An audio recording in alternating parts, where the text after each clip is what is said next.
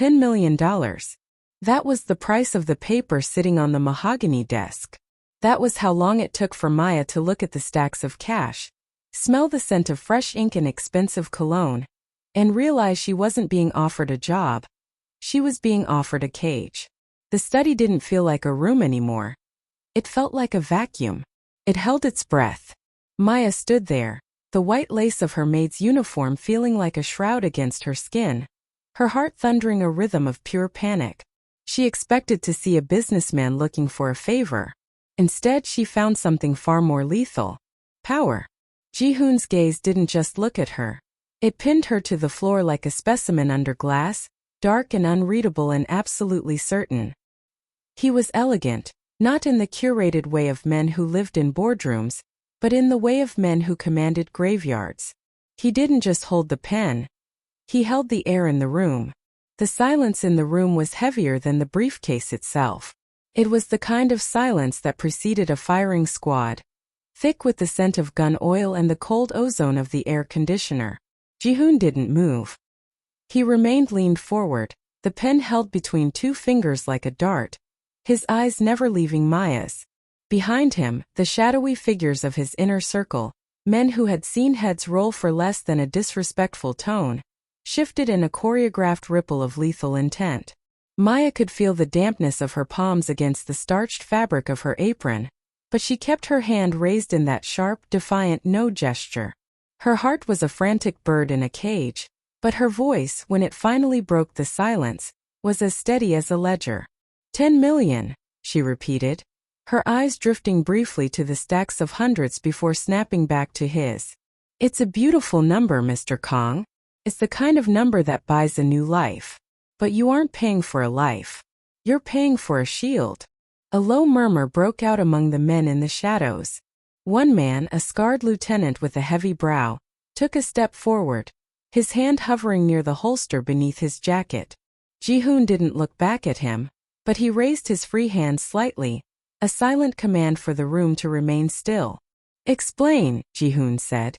His voice was a velvet rasp devoid of anger, which made it infinitely more terrifying.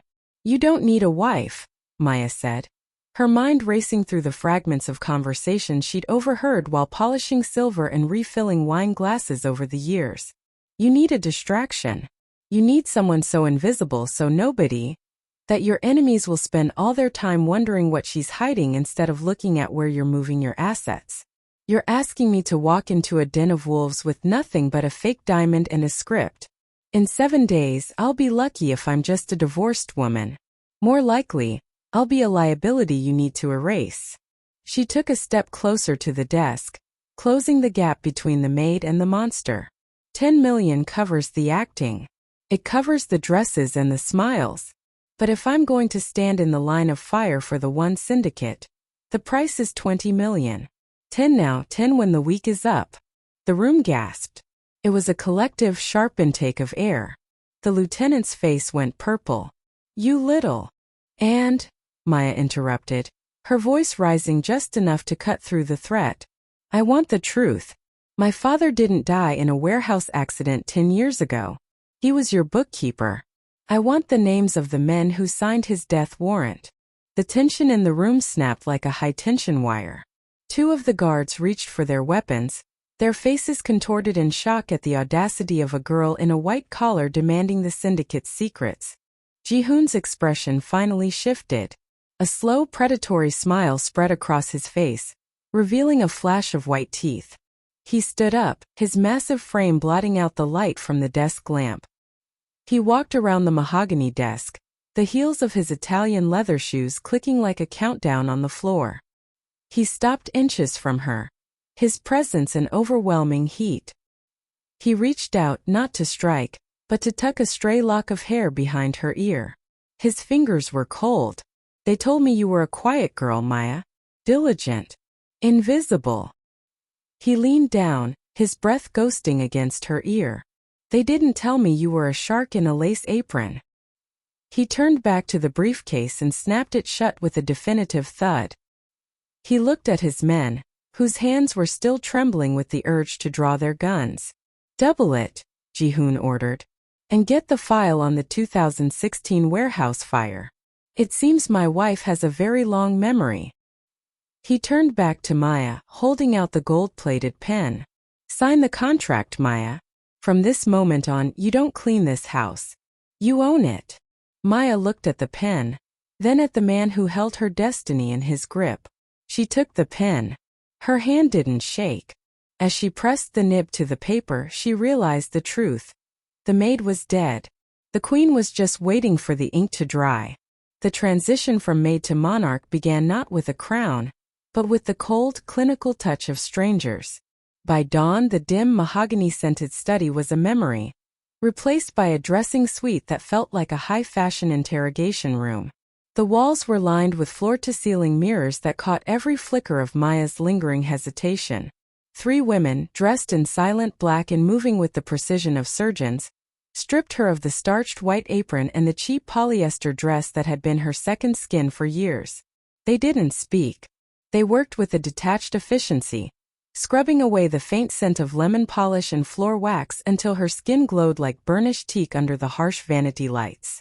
Maya stood naked and shivering under their gaze, feeling more vulnerable than she ever had in the presence of Ji-hoon's guns. In the maid's uniform, she had been invisible, a ghost that moved through hallways. Here she was a project, a weapon being forged. He likes the silhouette sharp, one of the women murmured, finally breaking the silence as she draped a gown over Maya's shoulders. It was a piece of architectural silk, a deep midnight emerald that seemed to absorb the light. As it slid down her body, the weight of the fabric was heavy, grounding her. The neckline was a plunging, dangerous V, and the sleeves were long and tapered. It wasn't a dress for a socialite. It was armor for a queen. When they cinched the waist, Maya felt her breath catch, the structure of the couture forcing her spine into a rigid, unyielding line. Then came the jewelry. A velvet case was snapped open, revealing a necklace of black diamonds that looked like jagged shards of obsidian. The lead stylist stepped behind her, her fingers cool as she fastened the heavy clasp at the nape of Maya's neck. The stones rested against her collarbone, cold and oppressive. Maya turned to the mirror, barely recognizing the woman staring back. The wide-eyed girl from the bar was gone, replaced by a vision of predatory elegance. But as she adjusted the high collar of the gown, her fingers brushed against the center stone of the necklace. It was a fraction of a millimeter thicker than the others. There was a microscopic rhythmic pulse vibrating against her skin, a heartbeat that wasn't her own. Her blood went cold. It wasn't just a diamond, it was a leash. Ji-hoon hadn't just bought her a new life. He had installed a digital tether. He wanted the world to see her as his wife, but he wanted the syndicate to know she was his property. The door to the suite clicked open. Ji-hoon stood in the frame, already dressed in a charcoal suit that looked like it had been painted onto his frame. He dismissed the stylist with a single sharp nod. The room emptied in seconds, leaving Maya alone with the man who had turned her into a masterpiece. He walked toward her, his reflection joining hers in the glass. He stood close enough for her to smell the whiskey and wood smoke that clung to him, his eyes tracing the line of the emerald silk before settling on the black diamonds at her throat. "You look expensive, Maya," he said, his voice a low vibration that seemed to sync with the pulse of the tracker. Maya didn't flinch. She reached up, her manicured nail tapping the suspicious stone. The sound was a tiny, sharp metallic click in the quiet room. She met his gaze in the mirror, her eyes hard and knowing. 10 million for the acting, 20 for the survival, she said, her voice dropping to a dangerous silkiness. How much extra for the surveillance, Ji-hoon? Or is being your prisoner included in the wedding package? Ji-hoon didn't look away. Instead, he reached out and placed his hand over hers, pressing her fingers more firmly against the hidden device. "It's not just so I can find you," he whispered, leaning down until his lips were inches from her ear. "It's so I know exactly how fast your heart beats when you're lying to me. Don't forget, Maya. In this house, even the walls listen to me. Especially the ones you wear." He pulled back, offering his arm with a mocking, courtly grace. Maya looked at the arm, then at the diamonds that marked her as his. She took it. The tracker pulsed against her throat, a constant reminder that the game had officially begun. The black armored SUV glided through the iron gates of the Kong estate like a shark returning to its reef. Maya sat stiffly in the back, the emerald silk of her gown rustling with every breath. Beside her, Ji-hoon was a statue of charcoal wool and cold intent. He didn't offer a reassuring word, and she didn't ask for one. They both knew the truth. She wasn't entering a home, she was entering an arena. The grand foyer was a cathedral of white marble and hostile silence. Waiting at the base of the sweeping staircase were two men who shared Ji-hoon's sharp jawline but lacked his disciplined stillness. These were the vultures, his brothers Sang-min and Do-hyun. Sang-min, the elder, stood with a glass of amber liquid in his hand, his eyes raking over Maya with a clinical predatory hunger. Do-hyun, younger and more volatile, didn't bother hiding his sneer. To them, she wasn't a sister-in-law. She was a glitch in the succession, a variable that needed to be deleted. "So this is the miracle from the gutter," Sang-min said, his voice dripping with a polished, upper-class cruelty. He stepped forward, the ice clinking in his glass, a small sharp sound that echoed in the vast space. "I must admit, Ji-hoon, your taste in charity cases has improved. She almost looks like she belongs in that dress." "She belongs exactly where I put her," Ji-hoon replied, his voice dropping an octave, a low-frequency warning that made the air feel heavy. Maya felt the tracker pulse against her throat, a rhythmic reminder of the leash she wore. She forced herself to meet Sang-min's gaze. She had spent years reading the moods of powerful men while refilling their coffee. She knew the difference between a man who was insulted and a man who was hungry. Sang-min wasn't just insulted that his brother had married down.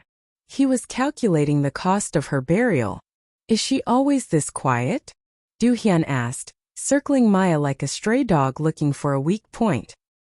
He stopped behind her, leaning in close enough for her to smell the sour tang of nervous sweat beneath his expensive cologne. "Or is she just struggling to remember the lines you wrote for her?" Maya didn't turn around. She looked straight at Ji-hoon, whose eyes were fixed on his brother's with a terrifying flat focus. "I'm quiet because I'm observant, Do-hyun," Maya said, her voice cutting through the tension with a sudden sharp clarity. She turned slowly to face the younger brother. "For instance, I've noticed that your shoes are scuffed at the heels, a sign of someone who spends too much time pacing in rooms they don't own. And your brother's hand is shaking just enough to melt his ice faster than he can drink it." The silence that followed was brittle. Sang-min's smile didn't just fade, it died. "A maid with a tongue," Sang-min whispered, stepping into Maya's personal space. He reached out, his hand hovering near the black diamonds at her throat. He didn't touch her, but the intent was as physical as a blow. "Be careful, Maya. In this family, we don't just fire the help when they overstep. We bury them in the backyard." He leaned in closer, his voice dropping so low only she could hear it. "You think you're a queen because he put a ring on your finger? You're a target. And targets don't last 7 days in this house. By the time the ink on that contract is dry, you'll be nothing but a footnote in a police report." He pulled back, his eyes flashing with a promise of violence that went far beyond sibling rivalry. This wasn't about the $10 million or a fake marriage. This was a war for the throne of the One Syndicate, and she was the only thing standing in their way. Ji-hoon stepped between them, his hand coming to rest on the small of Maya's back. It wasn't an affectionate gesture. It was a claim. "The guest wing is ready," Ji-hoon said, his voice a finality that brooked no argument. "Try not to choke on your envy before dinner, Sang-min. It would be a shame to ruin the carpet." As Ji-hoon led her away, Maya felt the weight of their stares like snipers' dots on her back. She looked up at the flickering chandelier above, realizing that the shadows in the corners of the room weren't just architectural. They were filled with men waiting for the order to strike. She wasn't a wife. She was the bait. And the vultures were already circling. The charity gala for the Seoul Children's Foundation was a sea of shimmering sequins, forced laughter, and cameras that blinked like predatory eyes. Maya stood at the top of the grand staircase, her hand draped over Ji-hoon's arm, feeling the heat of his body through the charcoal wool of his suit. This was the theater of the elite, and she was the lead actress in a play where a missed line meant a bullet. "Remember," Ji-hoon whispered, his head leaning toward hers in a gesture that looked like an intimate confidence to the photographers below. "The world needs to believe I would burn this city down just to keep you warm. If you look like a victim, we both die." Maya squeezed his arm, her nails digging slightly into the fabric. She didn't look at him. She looked at the crowd. "I don't do victims, Ji-hoon. I do survivors." As they descended into the ballroom, the air grew thick with the scent of lilies and expensive perfume. Maya felt the tracker pulse against her throat, a steady rhythmic reminder of her leash. She forced a smile, the kind of soft, radiant glow she had practiced in the mirrors of the guest wing. She leaned into Ji-hoon, laughing at a joke he hadn't told, her eyes scanning the periphery with the clinical precision of a woman who had spent years anticipating the needs of dangerous men. She saw the board members. She saw the socialites. And then she saw the anomaly. In the far corner, near the champagne tower, a man in a waiter's jacket stood too still. His eyes weren't on the glasses or the guest's empty hands. They were fixed on the line of Ji-hoon's neck. He wasn't holding a tray. His right hand was tucked into his waistband, the posture of a man concealing a compact semi-automatic. 2 o'clock, Maya murmured, her smile never wavering as she waved to a senator's wife. Behind the crystal. "He's not here for the tips." Ji-hoon didn't stiffen. He didn't even look. He simply adjusted his cufflink, his voice a low, dangerous vibration. "Are you sure?" "His shoes," Maya said, her voice a silk thread of calm. "They're thick-soled tactical boots, blacked out with polish. No waiter works a 12-hour shift in boots designed for a fast extract. And he's sweating in an air-conditioned room." She felt Ji-hoon's grip on her waist tighten. It was the first time she felt a genuine spark of something, not protection but respect. "We can't leave," Ji-hoon said. "If we run, my brothers know the play is fake. We have to finish the dance." "Then let's give them a show," Maya replied.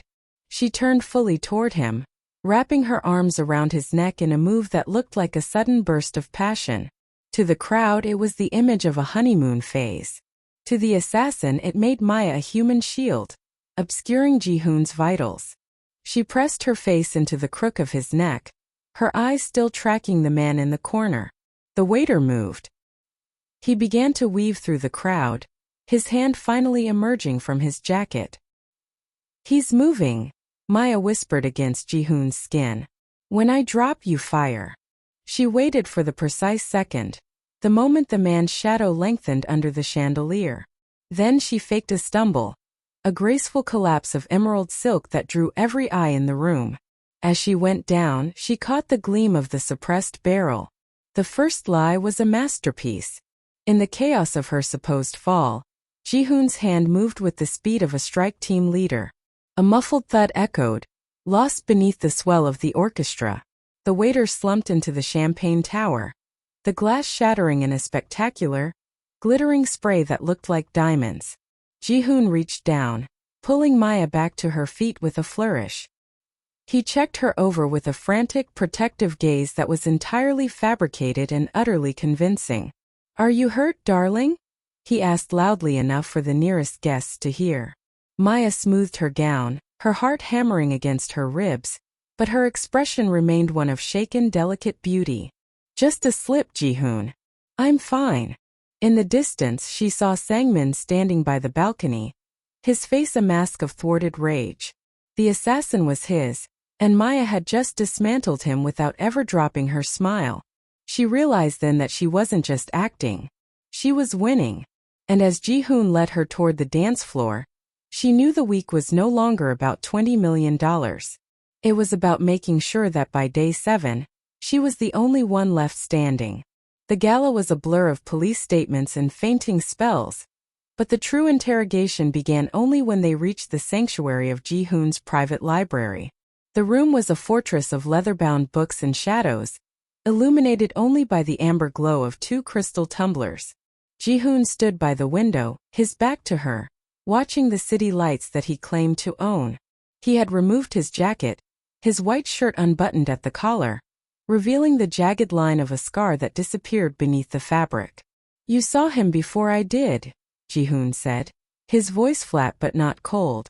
"Most people in that room would have seen a waiter. You saw a threat.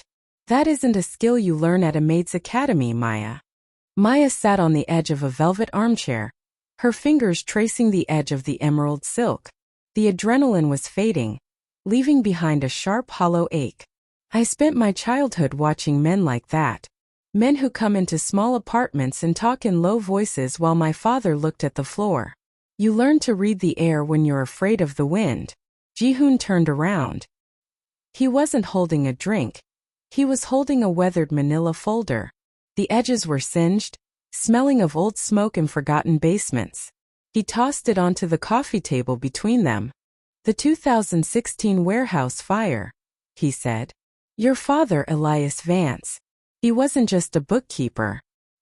He was the architect of the syndicate's shadow accounts. He knew where every cent was buried, and who had dug the holes." Maya reached for the folder, her hand trembling despite her resolve. She opened it to find a crime scene photo of a charred building, and beneath it, a payroll ledger. Her father's handwriting, neat, precise and obsessive, filled the margins. "He was going to testify," Ji-hoon continued, stepping into the light. "Not to the police. To my father. He discovered that the elders of the gang were skimming from the succession fund. They didn't burn the warehouse to destroy the evidence, Maya. They burned it to destroy him." Maya looked up, her eyes burning. "And you? Where were you when the match was struck?" "I was 24 and half a world away, learning how to kill people in the desert," Ji-hoon said, his gaze unwavering. "By the time I came back, the fire was out and the lies were cemented. My brothers told me it was an accident. But your father's ledger, it survived in a floor safe they didn't know existed." He leaned down, placing his hands on the arms of her chair, pinning her with his presence. "I didn't pick you at random, Maya. I didn't find you in a bar by chance. I've been looking for Elias Vance's daughter for 3 years. I needed someone who had the same blood in their veins. The kind of blood that understands that the only way to beat a monster is to own the cage." Maya felt a tear slip, hot and traitorous, down her cheek. The scars of the past weren't just on the paper. They were etched into her identity. She realized her father hadn't died a victim. He had died a rebel. And the man standing over her wasn't just her husband. He was her father's unfinished business. "The men who did it," Maya whispered, her voice cracking. "Are they still alive?" "They're in this house," Ji-hoon replied, his eyes dark with a shared vengeance. "Sangmin gave the order. Do-hyun watched the doors. That's why they want you dead. To them you aren't a maid. You're a ghost coming to collect a debt." Maya stood up, her movement so sudden Ji-hoon had to step back. She didn't look like a girl in a dress anymore. She looked like the daughter of the man who knew where the bodies were buried. "Then 20 million isn't enough," she said, the coldness in her heart finally matching the coldness in his. "I want their heads, Ji-hoon. And I want to be the one to sign the order." Ji-hoon looked at her, and for the first time, the predatory focus in his eyes turned into something else. Recognition. He reached out and touched the tracker at her throat, but this time he didn't press down. "The week isn't over yet, Maya," he said softly. "But I think you've finally found your silhouette." The dining room of the Kong estate was a tomb of white marble and gold leaf, illuminated by a chandelier that dripped with crystal like frozen tears. At the head of the table sat the patriarch's empty chair, a ghost of authority that Ji-hoon was meant to fill. Tonight, however, the air was poisoned before the first course was even served. Sangmin and Do-hyun sat across from Maya and Ji-hoon, their faces illuminated by the flickering candlelight. The brothers were unusually quiet, their eyes darting to the servants who moved in a synchronized dance around the table. "To a week of family," Sangmin said, raising a crystal flute of vintage champagne. "And to the woman who has managed to do the impossible, make my brother act like a human being."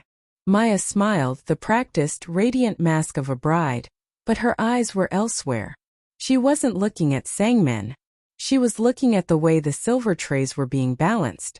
She was looking at the condensation on the bottles. She was looking at the way the youngest server, a boy no older than 19, held the bottle of 1996 Krug. His thumb was pressed hard against the neck of the bottle, but as he moved toward Ji-hoon, he didn't pour from the label side. He rotated the bottle barely a fraction of an inch, his knuckles white with a tension that had nothing to do with the weight of the glass. Maya felt the tracker pulse against her throat, a warning beat. Her years of service hadn't just taught her how to clean. They had taught her the physics of a perfect pour. And this was a murder. "Wait," Maya said, her voice sharp enough to stop the boy mid-tilt. The table went silent. Sangmin's glass paused halfway to his lips. Ji-hoon looked at her, his eyes narrowing into two dark slits of calculation. "Is something wrong, darling?" Do-hyun asked, his voice a jagged edge of mock concern. Maya didn't answer him. She stood up, her emerald silk gown whispering against the floor. She walked toward the server, who had frozen like a statue. "The vintage is off," she said softly. "The sediment shouldn't be that high in a 96. Let me check the cork." She didn't wait for permission. She reached out and took the glass from Ji-hoon's hand, the one that had just been filled, and brought it to her nose. To anyone else it smelled like crisp apple and brioche. To Maya, who had spent her childhood in a home that smelled of bitter almonds and industrial cleaners, there was a faint metallic tang. "Cyanide." "It's corked," Maya said, her gaze snapping to Sangmin. With a deliberate slow motion she tilted the glass. Instead of pouring it into the silver bucket, she poured it directly onto the white lace tablecloth in front of Ji-hoon. The liquid soaked in a pale golden stain that looked like a spreading bruise. "Maya!"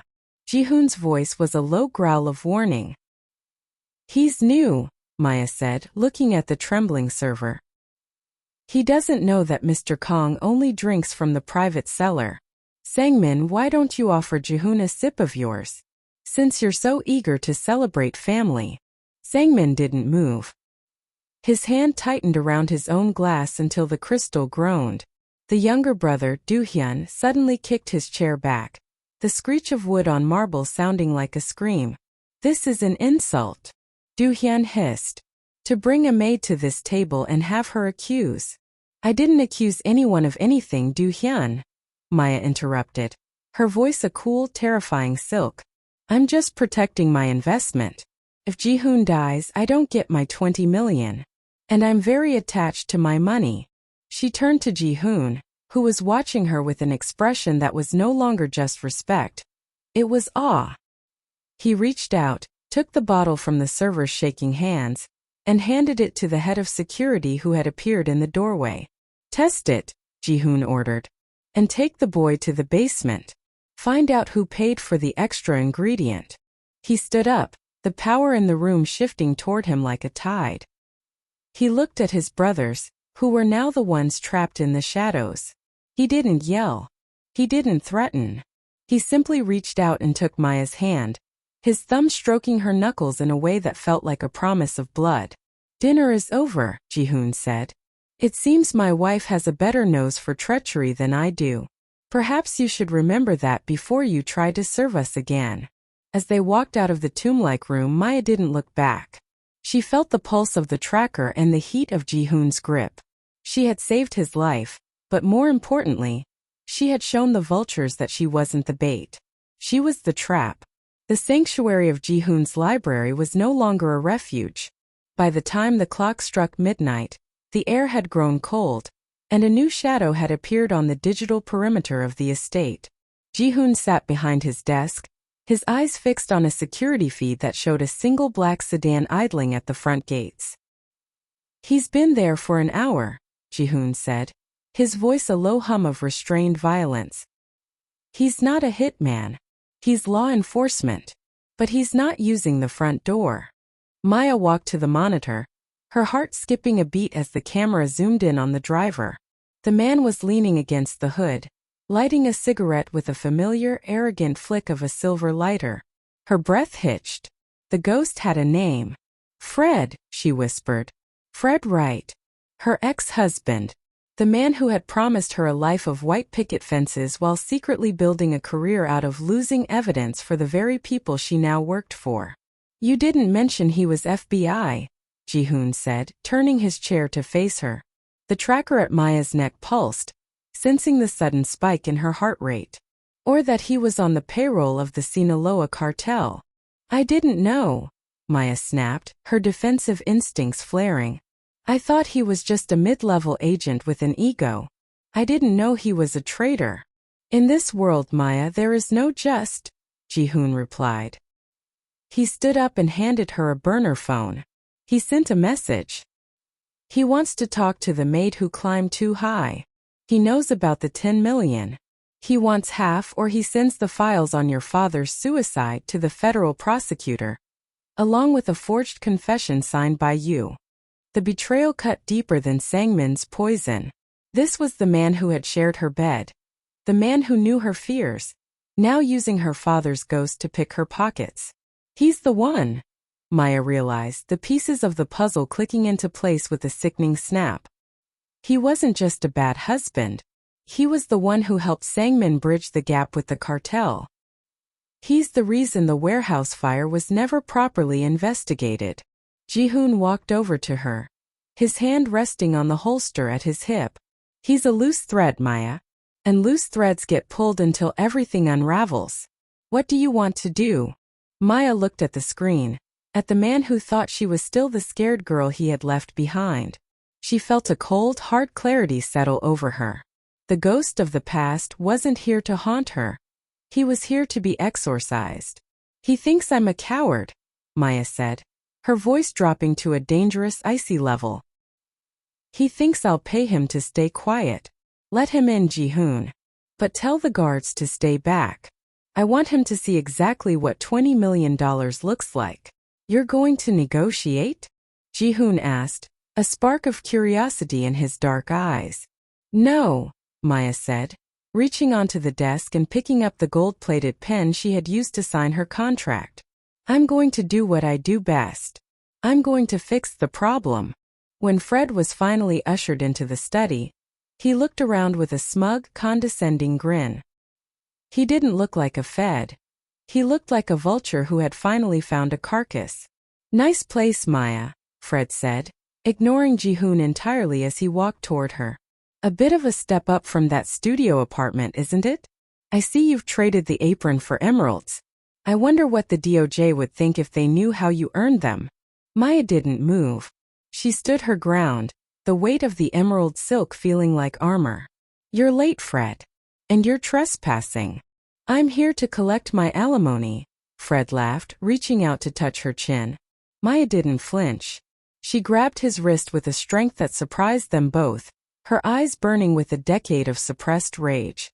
The only thing you're collecting tonight, Fred, is a lesson in silence. She looked past him to Ji-hoon, who was watching from the shadows like a god of war. The web of betrayal was tight, but Maya was no longer a fly. She was the spider. The public betrayal was not a collapse of their alliance, but its most calculated maneuver. The following evening, the atrium of the One Syndicate's headquarters was packed with the city's power players and every high-ranking member of the gang. Ji-hoon stood on the mezzanine looking down at his empire, but today his face was a mask of cold, public fury. Maya stood beside him, her emerald silks replaced by a sharp cream-colored suit that made her look like a corporate shark.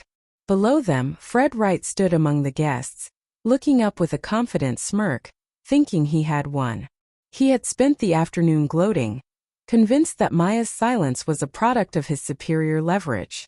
Ladies and gentlemen, Ji-hoon's voice boomed, cutting through the chatter like a gunshot. I invited you here to witness the union of my house. But it seems I was blinded by a pretty face and a convincing lie. The room went deathly silent. Maya felt the eyes of the vultures, Sangmin and Do-hyun, light up with a cruel sudden hope. They stepped forward, their predatory instincts scenting blood in the water. This woman, Ji-hoon continued, pointing a trembling finger at Maya, is not my wife. She is a plant. A mole sent by a corrupt faction of the FBI to dismantle this family from the inside. She even brought her handler here tonight to collect the payoff. He looked directly at Fred. The smirk on the agent's face vanished, replaced by a pale, sickly mask of confusion. Ji-hoon, what are you doing? Maya cried out, her voice cracking in a display of heartbreak that would have won an Oscar. She reached for his arm, but he shook her off with a violence that made the crowd gasp. Get her out of my sight, Ji-hoon roared. And take her partner with her. Hand them over to the Internal Affairs Committee. I want every cent of the 10 million back. And I want their heads for the betrayal of the one syndicate. Security teams swarmed. They grabbed a shouting, protesting Fred, who tried to flash his badge, only to have it ripped from his pocket and crushed under a boot. Maya was dragged toward the back exit, her heels scuffing the marble as she screamed for mercy. To the gang it was the ultimate fall. To Sangmin it was the moment to strike, thinking Ji-hoon was now vulnerable and distracted by his rage. But as soon as the heavy steel doors of the service elevator closed, the screaming stopped. Maya stood up, smoothing her cream blazer and adjusting her hair with a steady, clinical hand. The public betrayal had worked.